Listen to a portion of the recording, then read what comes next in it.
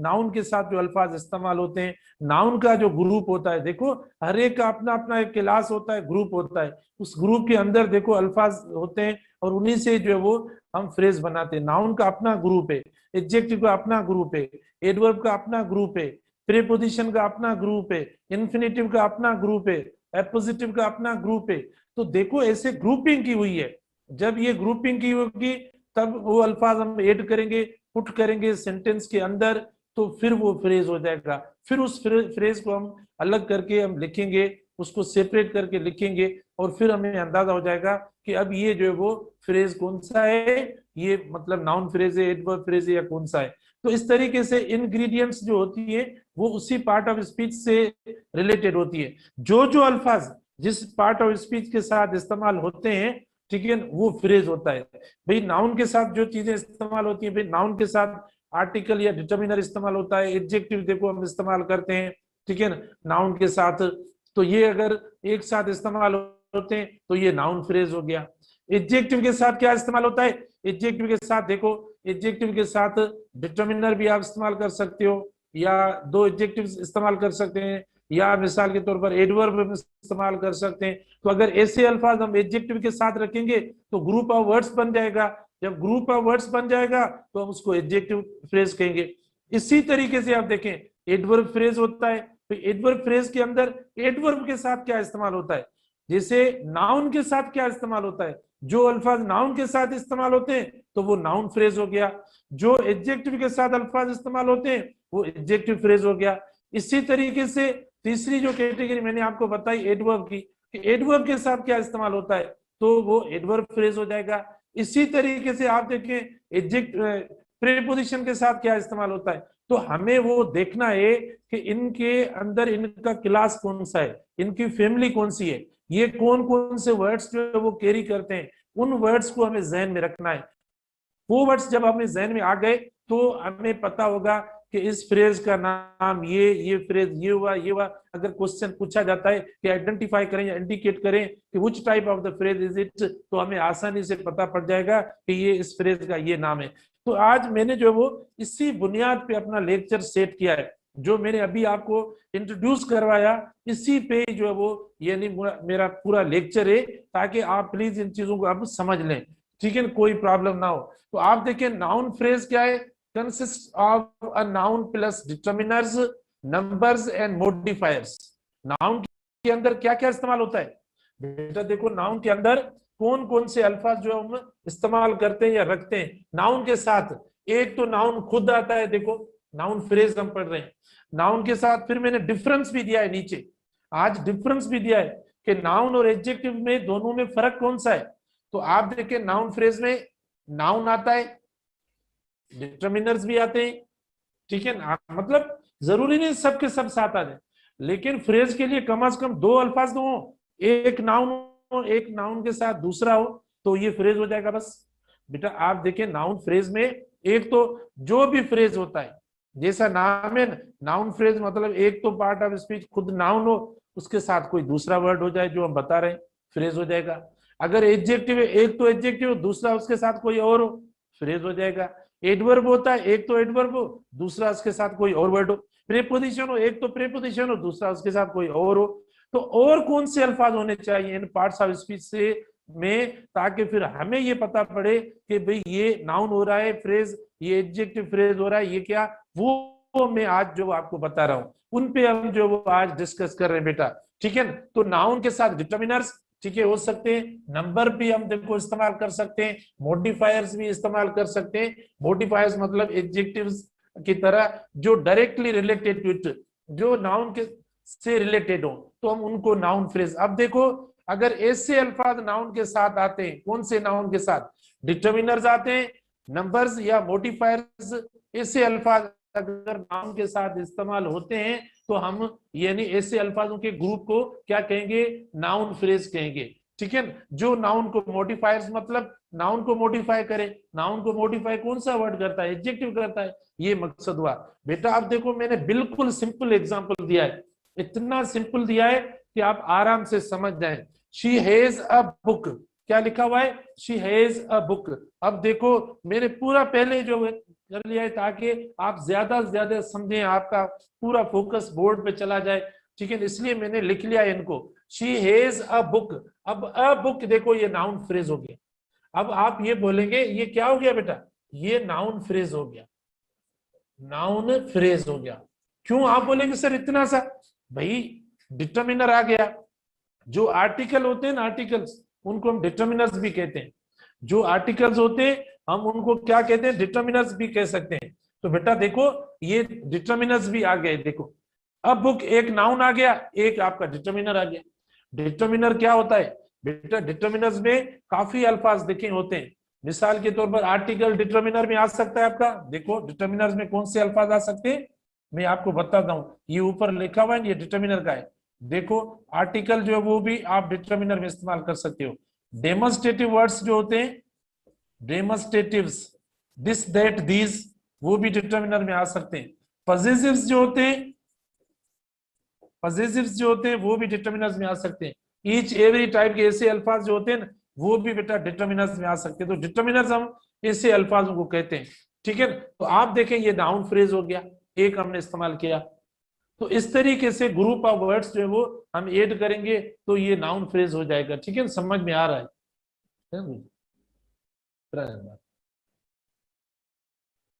हाँ बेटा class time पे ले, आपकी टेस्ट जो है वो बिल्कुल अगस्त में टेस्ट होने वाली है।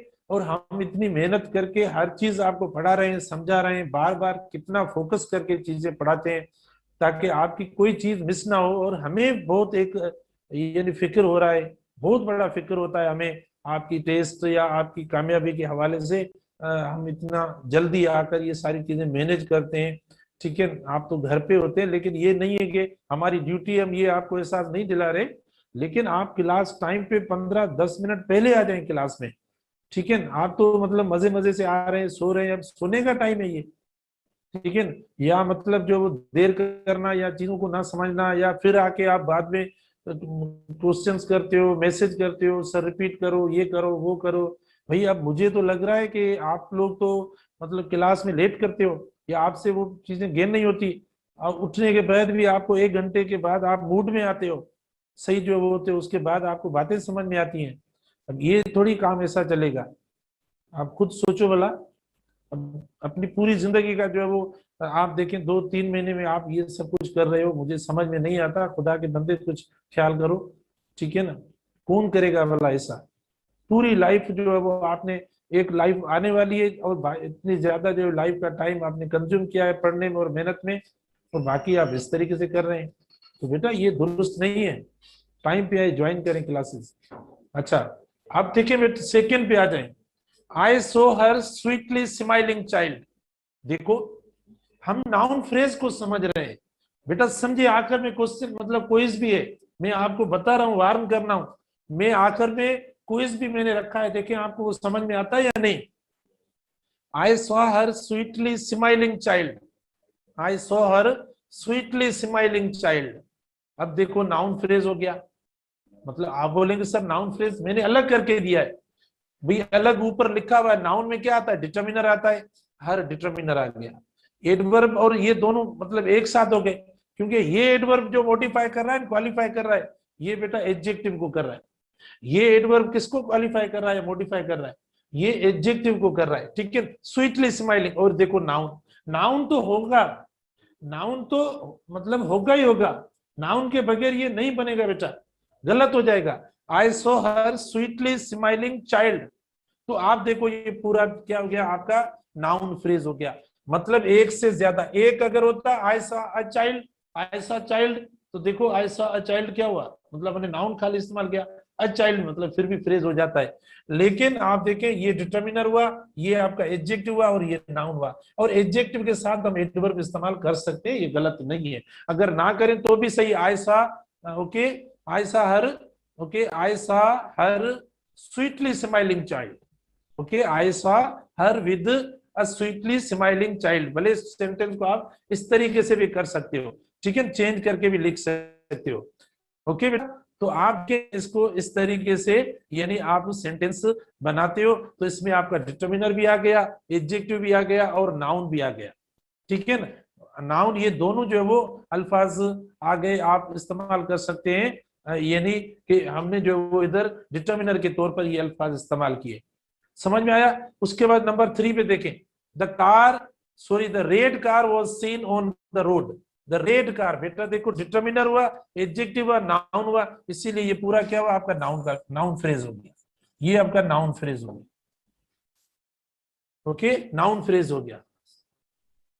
तो इधर देखें, आप नाउन फ्रेज को इस्तेमाल कर सकते हैं। ये वर्ड अगर आपको प्रॉब्लम कर रहा है तो इसको बेटा हटा दे भले, क्योंकि अगर सेंटेंस कंप्लीट होने में भले फिर भी हमारा जो है वो अगर इधर हर सूट नहीं कर रहा, I saw sweetly smiling child, I saw देखो बेटा, अब ये आपका डिटर्मिनर हो गया। ठीक है ना, ये हो गया इस तरीके से बना। I saw a sweetly smiling child, अब ये डिटर्मिनर, हर उधर पॉजिटिव जो नहीं बन रहा सही नमूने से। अच्छा देखो, the red car, the adjective noun मतलब एक दो से अल्फाज ज्यादा हो रहे हैं, इसीलिए फ्रेज हो गया। Was scene on the road, was scene on the road, देखो ये आपका हो गया was scene on the road. अब ये भी एक फ्रेज हो सकता है, ये भी आप देखें फ्रेज हो सकता है, ऑन द रोड। इसमें देखो प्रीपोजिशन वगैरह, देखो इसमें प्रीपोजिशन नहीं आ रहा। ठीक है, तो आप देखें was seen on the road, ये भी कोई फ्रेज है। आप बताएंगे ये कौन सा फ्रेज है? The car was seen on the road, where was seen on the road. तो आप देखें ये एडवर्बियल जो वो फ्रेज बन रहा है, क्योंकि प्लेस को शो कर रहा है। ठीक है बेटा, किसको? प्लेस को शो कर रहा है। ये प्रीपोजिशनल एडवर्ब फ्रेज है, प्रीपोजिशनल एडवर्ब फ्रेज है। प्रीपोजिशनल एडवर्ब फ्रेज क्यों है? क्योंकि ये प्रीपोजिशन इसके साथ, और रोड जो है वो प्लेस है। तो आप इसको बोल सकते हो ऑन द रोड, यानी प्रीपोजिशनल एडवर्ब फ्रेज। क्या? प्रीपोजिशनल एडवर्ब फ्रेज आप बोल सकते हो। इसमें एक ही सेंटेंस के अंदर दो फ्रेजेस भी इस्तेमाल कर सकते हैं। बेटा ये हुआ नाउन। नाउन फ्रेज में क्या होता है समझे, आखिर में टेस्ट है, मैं आपको वार्न कर रहा हूं, देखें आपसे वो टेस्ट होती है नहीं। नाउन फ्रेज किस पे मुश्तमिल होता है? डिटर्मिनर्स होते हैं, नंबर होते हैं, मॉडिफायर होते हैं, एडजेक्टिव्स वाले जो नाउन के साथ रिलेटेड होते हैं। जैसे देखो ये हो गया, जैसे देखो स्माइलिंग चाइल्ड या स्माइलिंग चाइल्ड ये हो गया, जैसे देखो द रेड एडजेक्टिव ये हो गया और नाउन खुद आ गया। ठीक है, तो इस तरीके से होगा तो हम उसको नाउन फ्रेज कहते हैं। देखिए नाउन होना चाहिए, नाउन के साथ ये ऊपर वाले अल्फाज अंदर होने चाहिए। अब आते हैं डिफरेंस पे कि इनमें डिफरेंस कौन सा है। मिसाल के तौर पर एडजेक्टिव फ्रेज आ जाता है, हमें तो ये लगता है हर फ्रेज एक जैसा है कि भाई सर पता नहीं, प्लीज ये गौर से सुने। ठीक है, अच्छा देखो इसमें मैंने डायरेक्ट एग्जांपल दे दिया है। I bought my favourite jacket, भाई फेवरेट क्या है? एडजेक्टिव है। फेवरेट क्या है? एडजेक्टिव हो गया। और माय भी क्या हुआ? डिटर्मिनर हुआ या एडजेक्टिव हुआ। अब देखो एडजेक्टिव फ्रेज का मेडअप ऑफ क्या होता है, यानी एडजेक्टिव होता है along with determiners, modifiers and complements. भाई एडजेक्टिव फ्रेज में क्या होता है, वो किस पे मुश्तमिल होता है, वो कैसे बनता है? बेटा वो देखे, यानी ये डिटर्मिनर हो गया। देखो इधर जो देखे इंग्रेडिएंट्स या इनके भी जो रिक्वायरमेंट्स दी हुई है ना, उस पे देखो एडजेक्टिव फ्रेज, एक एडजेक्टिव होगा, फिर बाकी और कौन से अल्फाज लगाएं कि हमारा एडजेक्टिव फ्रेज बने। तो देखो अब फर्क हो रहा है नाउन फ्रेज और एडजेक्टिव में, यानी एक तो एडजेक्टिव होना चाहिए, एडजेक्टिव आ गया हमारा, फिर उसके साथ क्या होना चाहिए? एक एडजेक्टिव। कितना? एडजेक्टिव के साथ डिटर्मिनर्स होने चाहिए।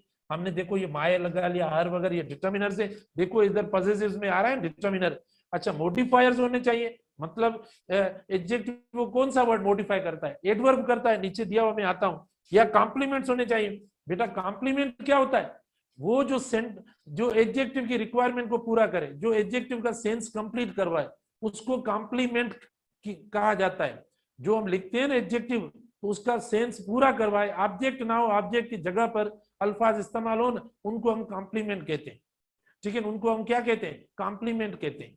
ठीक है, जैसे आप देखें, she is good at mathematics, she is good at English, she is good adjective हुआ, एट इंग्लिश ये कॉम्प्लीमेंट हुई किसकी? गुड की, मतलब she is good at what? Mathematics, English, whatsoever.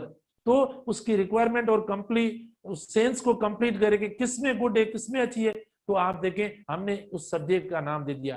तो फर्दर किसी सेंस को पूरा करने के लिए हम अल्फाज लिखे, वो ऑब्जेक्ट ना हो, वो उसका सेंस पूरा करने के लिए हो, तो हम उससे कॉम्प्लीमेंट कहते हैं, जो सेंस को कंप्लीट करवाए।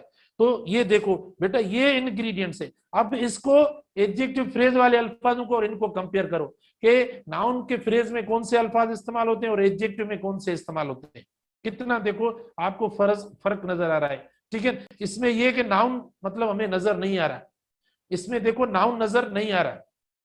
ठीक है, नाउन नजर नहीं आ रहा हमें, तो हमने जो वो इसीलिए एडजेक्टिव जो इसके अंदर जरूरी होता है। क्या बेटा होता है? एडजेक्टिव जरूरी होता है। अब आप देखो माय फेवरेट हमने ये कर दिया। अच्छा अगर आप करेंगे देखो I bought my favourite jacket, तो ये नाउन फ्रेज हो जाएगा। अगर आप इसको कंटिन्यू करके जैकेट तक ले आएंगे ना तो ये नाउन फ्रेज होगा, क्योंकि फिर नाउन अंदर आ गया, क्योंकि फिर नाउन को ये सारे मॉडिफाई कर रहे हैं, फिर ये एडजेक्टिव फ्रेज नहीं है, नाउन फ्रेज हो जाएगा अगर जैकेट तक ले आएंगे। तो मैंने सिर्फ एडजेक्टिव तक लिया है। फिर देखो the singer was wonderfully talented, क्योंकि ये मतलब नाउन के बारे में बताते हैं। एडजेक्टिव किसके बारे में? नाउन के बारे में। तो आप देखें the singer was wonderfully talented, बेटा देखो एडवर्ब आ गया। क्या इस्तेमाल किया हमने? एडवर्ब इस्तेमाल कर दिया। सॉरी इसमें वाज हटा दे, क्योंकि वाज जो है वो यानी फ्रेज में हम इस्तेमाल नहीं करते। ठीक है बेटा, वाज यानी वर्ब है, वाज जो है वो क्या है? यानी वर्ब है, इसीलिए हम वो इस्तेमाल नहीं करेंगे। क्या? वो इस्तेमाल नहीं करेंगे। Wonderfully talented. अच्छा the singer was wonderfully talented. अब आप देखें ये एडवर्ब आ गया और ये एडजेक्टिव, क्योंकि एडजेक्टिव को कौन सा वर्ड मॉडिफाई करता है? एडवर्ब करता है। फिर सेकंड पे आ जाए, मैंने जो अभी कॉम्प्लीमेंट वाली बात की है, आई फील एक्साइटेड। अब ये हुआ एक्साइटेड, एडजेक्टिव फ्रेज तो नहीं बन रहा, एक वर्ड से नहीं बनेगा। अगर आप ये हटा दो अल्फाज आई फील एक्साइटेड, देखो फ्रेज नहीं है। जब तक इसकी कॉम्प्लीमेंट पूरा नहीं होगा बेटा तब तक देखो ये नहीं है। I feel excited in the lecture. Excited in what? Excited in what? In what का जो सेंस है उसे कॉम्प्लीमेंट कहा जाता है। I excited in the complement. तो एडजेक्टिव का कॉम्प्लीमेंट जो होता है ना वो भी बेटा पूरा फ्रेज होता है। कॉम्प्लीमेंट से मुराद ये कि एडजेक्टिव के बाद उस एडजेक्टिव को के बारे में मजीद हम बताएं कि वो कैसा फील करता है, क्या करता है, क्या होता है, उससे कॉम्प्लीमेंट कहा जाता है, जो कि एडजेक्टिव को फिर पूरा करता है, कंप्लीट सेंस पूरा करता है कॉम्प्लीमेंट का। Excite in what? In life time. Excited in enjoyment. Okay, excited enjoyment, excited in listening to music. तो ये सारे क्या हो रहे हैं? कॉम्प्लीमेंट। कॉम्प्लीमेंट हमेशा एडजेक्टिव के बाद इस्तेमाल होता है, ये एडजेक्टिव के बाद इस्तेमाल होता है, उससे कॉम्प्लीमेंट कहते हैं। लिंक वर्ब के साथ या बी वाले जो वर्ब्स होते हैं या ये वर्ब सेंस होते हैं, वर्ब ऑफ सेंस, इनके साथ कॉम्प्लीमेंट होता है बेटा। एक्शन वर्ब के साथ नहीं होता, एक्शन वर्ब के साथ ऑब्जेक्ट होता है, और बी के वर्ब्स होते हैं या ये वर्ब्स ऑफ सेंस होते हैं, इनके साथ जो अल्फाज होते हैं उनको हम कॉम्प्लीमेंट कहते हैं। बता दिया मैंने डिफरेंस।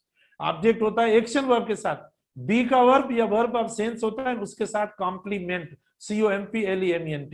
डिफरेंस हुआ बेटा देखो ये। उसके बाद हम जो वो सेकंड पे चलेंगे, ठीक है ना। सेकंड पे हम देखेंगे कि मतलब जो वो सेकंड पे वो भी डिफरेंस है बेटा। अब डिफरेंस देखो एडवर्ब फ्रेज में और प्रीपोजिशनल फ्रेज में। बेटा देखो डिफरेंस, जल्दी जल्दी आए। अब देखो स्टेटमेंट पे, पूरा स्टेटमेंट पे फोकस करो। पहले आओ स्टेटमेंट को देखो।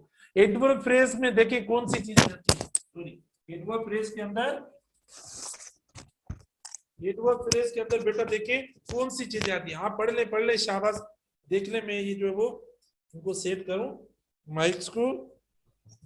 एडवर्ब फ्रेज के अंदर देखो कौन सी चीजें आ रही है, फिर प्रीपोजिशन के अंदर देखिए कौन सी चीजें आ रही है, फिर मैं आकर मैं आपसे क्वेश्चन करूंगा, क्विज दिया हुआ है। देखो एडवर्ब फ्रेज के अंदर किस पे एडवर्ब फ्रेज मुश्तमिल है? कहता है adverb phrase consist of adverb. भाई एक तो क्या होना चाहिए इसके अंदर? एक तो एटलीस्ट एडवर्ब होना चाहिए, जो कि क्योंकि फ्रेजेस बनती पार्ट ऑफ स्पीच में से, ठीक है ना। जो पार्ट ऑफ एक एडवर्ब प्लस एनी डिटर्मिनर, इसके साथ भी डिटर्मिनर इस्तेमाल होता है। क्यों इस्तेमाल होता है वो हम देखते हैं, डिटर्मिनर कहाँ और कैसे इस्तेमाल होता है, ठीक है। ये नहीं आप देखो डिटर्मिनर वगैरह होना चाहिए, adverb place in adverb of degree या एडवर्बियल प्रीपोजिशन, मतलब एडवर्ब वाले अल्फाज होने चाहिए। एडवर्ब हो या एडवर्ब ऑफ डिग्री वगैरह ऐसे अल्फाज भी हम इस्तेमाल कर सकते हैं, ठीक है। अब आते हैं एग्जांपल पे। My friend swims once a week. बेटा देखो एडवर्ब हुआ, एडवर्ब ऑफ फ्रीक्वेंसी हुआ वंस, ठीक है। वंस एडवर्ब ऑफ फ्रीक्वेंसी हुआ, एक एडवर्ब ये हुआ। अब वीक आप देखो डिटर्मिनर हुआ, क्या हुआ? डिटर्मिनर हुआ, और वीक देखो नाउन हो गया। तो वंस अ वीक, देखो ये पूरा क्या हुआ, एडवर्बियल फ्रेज हो गया। ठीक है, वंस अ वीक, क्योंकि ऊपर लिखा हुआ है कि आप इनके साथ डिटर्मिनर इस्तेमाल कर सकते हैं, तो हमने देखो डिटर्मिनर इस्तेमाल किया, जाहिर है डिटर्मिनर वंस अ वीक कितने बार, एक बार, तो हमने ये इस्तेमाल किया है।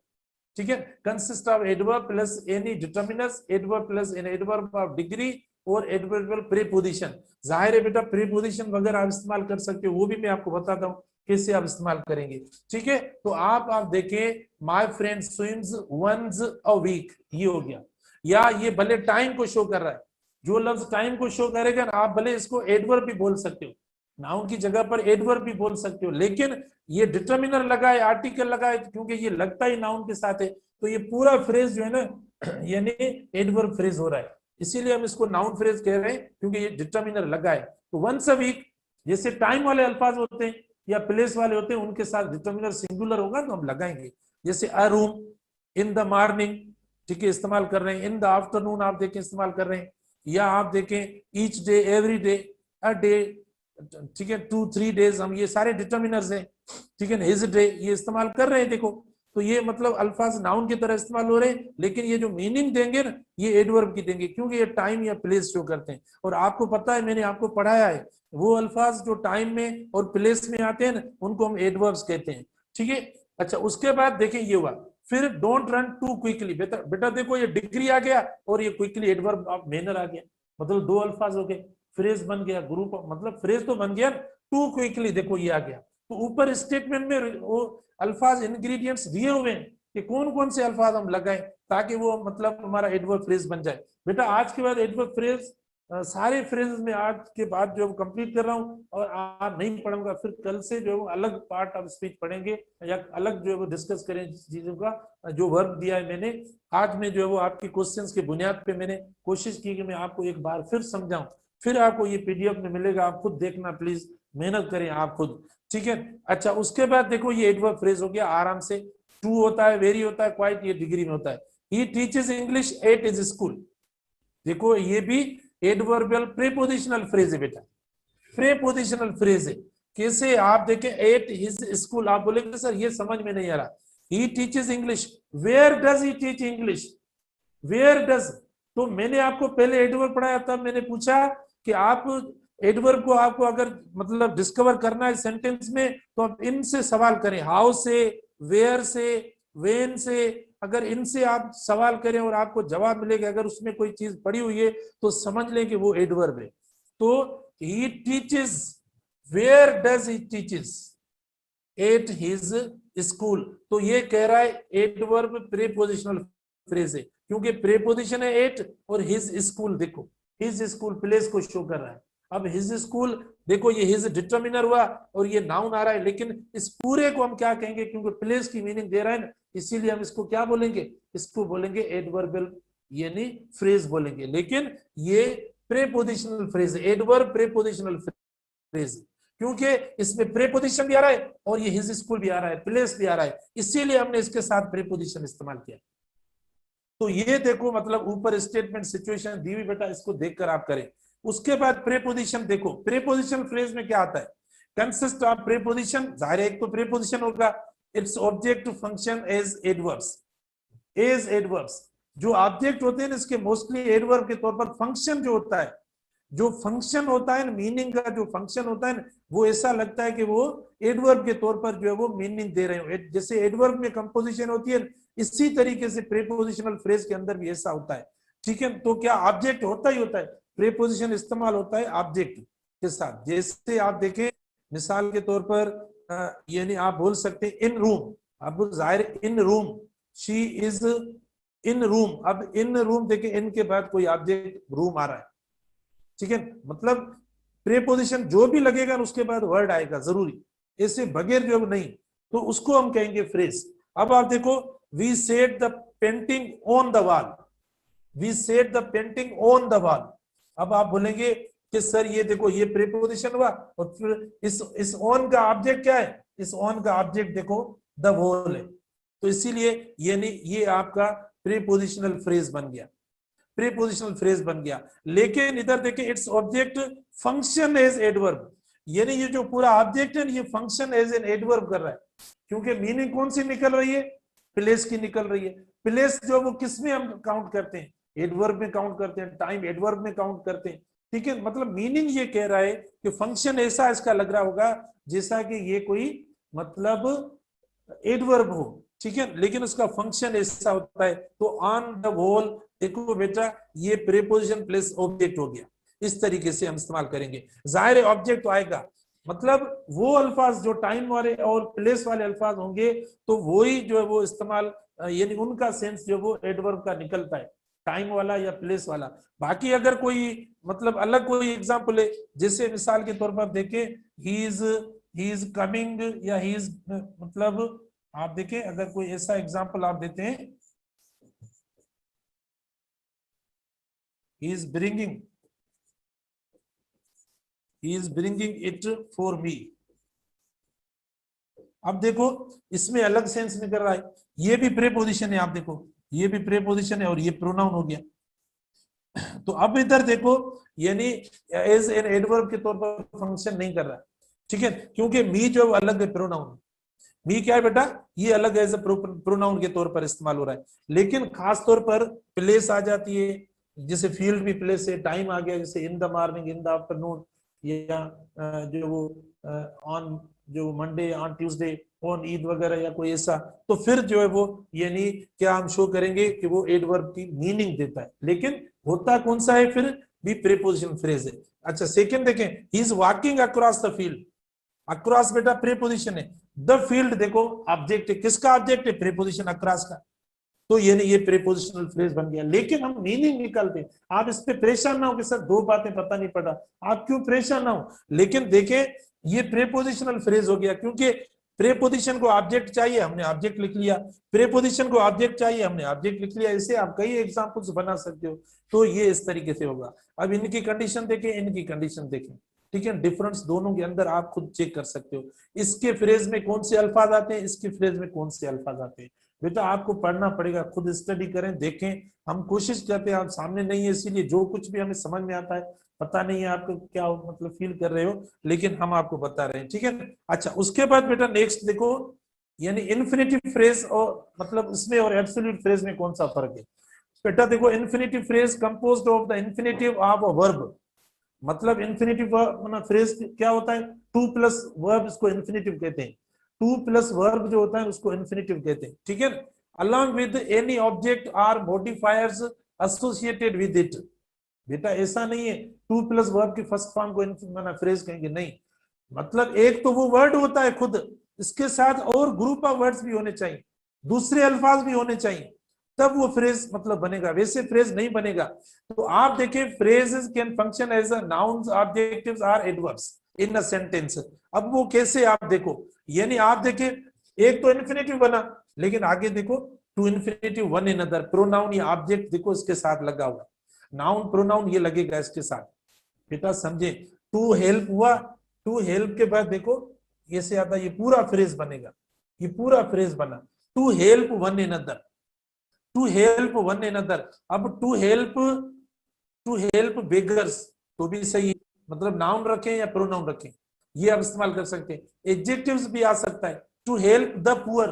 बेटा द पुअर देखो एडजेक्टिव्स, मैं आपको बता रहा हूं, नाउन आ सकता, इधर प्रोनाउन है ना, प्रोनाउन है, प्रोनाउन की जगह पर नाउन लिखे भले। देखो टू हेल्प बेगर्स, ठीक है, टू हेल्प बेगर्स नाउन आया एक, देखें अब एडजेक्टिव्स है ना, टू हेल्प द पुअर, ठीक है, या to help the deserving people, देखो डिजर्विंग एडजेक्टिव आ गया आया। और एडवर्ब इन अ सेंटेंस, आप देखें एडवर्ब आप मतलब लगा सकते हैं, to help very poor people, to help very poor. अब वेरी क्या एडवर्ब आ गया, एडजेक्टिव आ गया। तो ये नहीं है कि खाली मतलब इन्फिनेटिव टू प्लस वर्ब की फर्स्ट फॉर्म तक इन्फिनेटिव, लेकिन आप देखें जाहिर जुमले के सेंस को कंप्लीट करने के लिए और भी वर्ड उसके साथ रखने पड़ते हैं। तो इन्फिनेटिव फ्रेज के अंदर देखो ये मतलब अल्फाज आते हैं, मतलब एसोसिएशन जो होती है, एक एसोसिएशन होती है, एक एसोसिएशन होती है बेटा, एक साथ होता है कि नाउन के साथ कौन सा अल्फाज साथ देते हैं, एडजेक्टिव के साथ कौन से अल्फाज साथ देते हैं, एडवर्ब के साथ कौन से, प्रीपोजिशन के साथ कौन से, ऐसा एक साथ होता है, ठीक है, तो वो साथ वो ग्रुप हमें देखना होगा। उसके बाद एब्सोल्यूट फ्रेज है, देखो modify the entire sentence, it is made up of noun और प्रोनाउन। देखो इसमें नाउन मतलब नाउन और प्रोनाउन से बनता है absolute phrase. And a participle, देखें and a participle set apart from the sentence. बेटा देखो एब्सोल्यूट फ्रेज में क्या होता है, नाउन प्रोनाउन हम इस्तेमाल करते हैं या पार्टिसिपल इस्तेमाल करते हैं और बाकी सेंटेंस से उसको अलग करते हैं कामा देकर। जैसे आप देखें इसके इंग्रेडिएंट्स ये दिए हुए हैं। अब आप देखो एग्जांपल है, द डॉक्टर नाउन आया, बीइंग सेटिस्फाइड, देखो पार्टिसिपल हो गया, दोनों पार्टिसिपल है, प्रेजेंट पार्टिसिपल भी है और पास्ट पार्टिसिपल भी है, दोनों पार्टिसिपल हमने इस्तेमाल कर लिए। द डॉक्टर बीइंग सेटिस्फाइड, कामा देकर हमने अलग कर लिया इसको। डिस्चार्ज द पेशेंट, अच्छा देखो मतलब इसी सेंटेंस के ऊपर ये सेंटेंस जो है वो मतलब काज है, रीजन है। बेटा जो एब्सोल्यूट फ्रेज होता है ना, वो एक काज प्रोवाइड करता है, एक रीजन हमें देता है, उस रीजन के बुनियाद पे सेंटेंस के अंदर जो जुमला होता है उसमें एक चेंज आती है। The doctor discharge the patient, मतलब सब्जेक्ट एक ही सेम है इसलिए हम दोबारा नहीं लिखेंगे। अच्छा the doctor being satisfied discharge the patient. अब देखो ये आपका क्या हो गया, ये आपका सेंटेंस हो गया, ये क्या हुआ बेटा, सेंटेंस हो गया आपका। ठीक है, तो ये एक हमें कॉज या रीजन दे रहा है जिसके बुनियाद पे डॉक्टर ने जो उन्हें मतलब डिस्चार्ज किया, उन्हें छुट्टी दी, तो ये देखें इस बुनियाद पे हो रहा है। तो एब्सोल्यूट फ्रेज में क्या आता है, मॉडिफाई द एंटायर सेंटेंस, और पूरे सेंटेंस को मॉडिफाई करता है। ये पूरा सेंटेंस है ना, इसके बारे में ये बताता है, डिस्क्राइब करता है। इस सेंटेंस को मजीद कौन डिस्क्राइब करता है, ये वाला, तो इसको हम क्या बोलेंगे, एब्सोल्यूट फ्रेज बोलेंगे। ठीक है, अच्छा उसमें क्या क्या होता है, नाउन भी हो सकता है, द डॉक्टर, ही भी हो सकता है, शी भी, वी भी हो सकता है, मतलब ये हुआ। पार्टिसिपल हो सकता है, देखो ये पार्टिसिपल पढ़े, ये हो सकता है। सेट अपार्ट मतलब उसको अलग करें कामा देकर, फ्रॉम द सेंटेंस, सेंटेंस से अलग करें, तो ये हो सकता है। ठीक है, इस तरीके से ये आपका एब्सोल्यूट फ्रेज है। जेरेंट फ्रेज आप आराम से समझ जाएंगे, मैंने कल ही आपको परसों बताया था जेरेंट फ्रेज के बारे में, इश्यू नहीं है। जो मतलब प्रोग्रेसिव फॉर्म होता है वो नाउन के तौर पर फंक्शन करे तो उसे हम जेरेंट कहते हैं। इतना अब टाइम नहीं है, हम आते हैं क्विज के ऊपर, देखते हैं। देखो मैं आपको 2 मिनट दे रहा हूं, पहले आप खुद करें। नजर आता है बेटा आपको, देखिए आपको नजर आता है, विजिबल है पिक्चर, देखिए आपसे होता है या नहीं। ऊपर लिखा हुआ है क्या, which of the following phrases can function as a noun in the sentence, सारी चीजें अब पढ़ाई हैं। which of the following phrases can function as a noun in the sentence, ठीक है, कौन सी फ्रेजेस हैं जो सेंटेंस में नाउन के तौर पर फंक्शन करती हैं। which of the following phrases can function, okay, as a noun in the sentence, noun phrases, infinitive phrases, gerund phrases, all of the above, none of the above, क्या है बेटा, देखो शाबाश। which of the phrases, जल्दी बताएं, कर दे, आप कर ले बेटा, ताकि फिर मैं आपको बताऊं, और आपको मैंने कंडीशंस दी है सारी। अब इस तरीके से अगर आप आइडेंटिफाई कर लेंगे तो इशू नहीं होगा। अगर आपसे नहीं होता तो बेटा आप पढ़ें, खुद भी पढ़ें, ठीक है ना, खुद भी टाइम निकालें। और आप कितना टीचर्स पे डिपेंड करेंगे, देखो जाहिर है टेस्ट तो आपको देनी है, कुछ मतलब रिलैक्स होकर आप काम करें। तो आप देखें which of the following phrases can function as a noun in the sentence, बेटा यानी नाउन फ्रेजेस, ये तो एक तो ये हुआ कि नाउन, जाहिर नाउन तो काम करेगा क्योंकि नाउन नाम है। उसके बाद बेटा देखो इन्फिनेटिव भी नाउन के तौर पर काम करता है। मैंने अभी आपको बताया इन्फिनेटिव के अंदर कि इन्फिनेटिव के बाद भी क्या लगता है, इन्फिनेटिव के बाद खाली आप इन्फिनेटिव का वर्ब लगाएंगे वो थोड़ी फ्रेज बनेगा। इन्फिनेटिव के साथ नाउन लगाएं, प्रोनाउन इस्तेमाल करें, ठीक है, एडजेक्टिव इस्तेमाल करें या एडवर्ब इस्तेमाल करें, वो एक साथ अल्फाज, एक ग्रुप, एक एसोसिएशन, कॉम्बिनेशन बन सकती है। तो आप देखें इन्फिनेटिव भी लग सकता है, और आप देखें जेरेंट्स जो होती है वो भी नाउन के तौर पर फंक्शन करती है। जेरेंट जो होता है वो नाउन है एक्चुअली, वर्ब में से हम बनाते हैं। तो आप देखें इसका राइट ऑप्शन क्या हुआ, D all of the above, ठीक है, राइट ऑप्शन क्या हुआ बेटा, D all of the above हो गया। आपको समझ में आ गया होगा अब, लेकिन नहीं तो मैं ऐसे स्क्रीनशॉट भेज रहा हूं, अब पढ़ना उसको समझें प्लीज, जो चीजें आज हमने डिस्कस की हैं। अच्छा इसके बाद सेकंड पे देखें बेटा, क्वेश्चन नंबर सेकंड है, which of the following can be added to an adjective to create an adjective phrase। भाई एडजेक्टिव फ्रेज कैसे बनता है, उसके साथ हम क्या ऐड करते हैं, कौन से अल्फाज होते हैं और उनसे जो वो एडजेक्टिव फ्रेज बन जाता है। आप बताएं कौन से अल्फाज ग्रुप में एडजेक्टिव के साथ, एडजेक्टिव के कौन से फ्रेंड्स हैं जिनके साथ मतलब वो अल्फाज आए तो वो एडजेक्टिव फ्रेज बन जाए, बताएं प्लीज। नाउन इस्तेमाल करें, एन एडवर्ब इस्तेमाल करें, डिटर्मिनर इस्तेमाल करें, क्या इस्तेमाल करें बेटा एडजेक्टिव फ्रेज के अंदर? बेटा देखो एडजेक्टिव फ्रेज के अंदर क्या इस्तेमाल करें, देखो एक एडजेक्टिव के साथ एडवर्ब लगता है, आप खुद देखना एग्जांपल्स अभी हमने किए, और डिटर्मिनर भी लग सकता है, डिटर्मिनर भी लगता है, हर, हिज, माय। देखो देखो मैंने आपको बताया माय फेवरेट, तो माय क्या है, डिटर्मिनर है, ठीक है, पॉजिटिव में आता है। इसीलिए देखो यानी बी एंड सी ऑप्शन इसका राइट ऑप्शन हो रहा है, बी एंड सी क्या हो रहा है, इसका राइट ऑप्शन हो रहा है बेटा, ठीक है ना। देखो कितना इंटरेस्टिंग है बेटा, टाइम कम होता है इसीलिए मैंने, नहीं तो मैं ये और ज्यादा बनाकर आपको बिल्कुल जो वो और ज्यादा प्रैक्टिस करवाता, लेकिन टाइम नहीं होता। अच्छा उसके बाद 3, what does an absolute phrase modify, what does an absolute phrase modify बेटा, एब्सोल्यूट फ्रेज जो होता है वो किसको मॉडिफाई करता है, एब्सोल्यूट अभी अभी हमने पढ़ा है, मैंने अभी आपको बताया, क्या नाउन को, क्लास को, सेंटेंस को, फ्रेज को किसको मॉडिफाई करता है, मतलब वो किसके लिए इस्तेमाल होता है, जो एक रीजन देता है ना एब्सोल्यूट फ्रेज, एब्सोल्यूट फ्रेज एक रीजन देता है या एक काज क्रिएट करता है, वो किसके लिए करता है बेटा सेंटेंस में, बताएं शाबाश। क्या वो नाउन के लिए करता है, वो क्लास के लिए करता है, वो सेंटेंस के लिए करता है, या वो फ्रेज के लिए करता है, वो किसके लिए करता है, समझे बेटा जल्दी। बेटा वो करता है सेंटेंस के लिए, किसके लिए, वो सेंटेंस के लिए करता है। What does an absolute phrase modify, a sentence, अभी हमने पढ़ा है कि वो सेंटेंस को मॉडिफाई करता है, देख लेना। उसके बाद 4 देखें, what does an appositive phrase modify, appositive phrase जो वो किसको मॉडिफाई करता है, किसको डिस्क्राइब करता है, किसके बारे में बताता है, ठीक है, वो किसके बारे में बताता है, नाउन के बारे में, क्लास के बारे में, सेंटेंस के बारे में, फ्रेज के बारे में। ये आपने शायद सबने सही लिखा हो, शाबाश। तो ये जो मतलब होता है बेटा, ये नाउन के बारे में हमें बताता है, ठीक है, ये हमें नाउन के। अब मैंने ये टिक किए क्वेश्चन, शायद आपसे गलतियां भी हुई होंगी, कुछ कोई मसला नहीं है, भले एरर्स हुई है, गलतियां इसीलिए होती है ताकि वो इंसान चेक करे, वापस जाकर चेक करे, देखे कि मुझसे वो कौन सी एरर्स या मिस्टेक्स हुई है।